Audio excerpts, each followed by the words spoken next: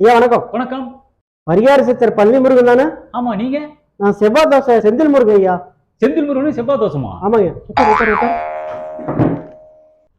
என்ன பண்ணுது ஐயா, நீங்க டாக்டரா பரிகார சித்தரா? கொஞ்சம் ஏமாந்து போனா குளுக்கோஸ் போட்டுருவீங்களாட்டங்குது. நான் பரிகார சித்தர் தான்.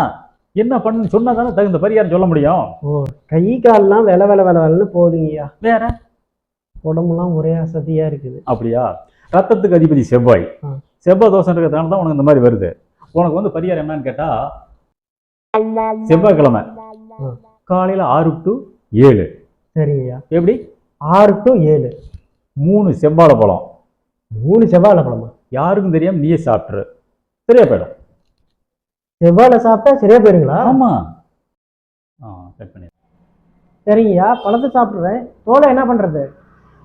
ஆமாம், தோல் என்ன பண்ணுறது?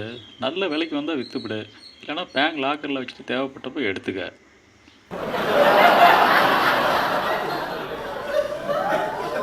அப்போ செவ்வாழை பழத்தை சாப்பிட்டா செவ்வாய் தோசை சரியா போயிருங்களா?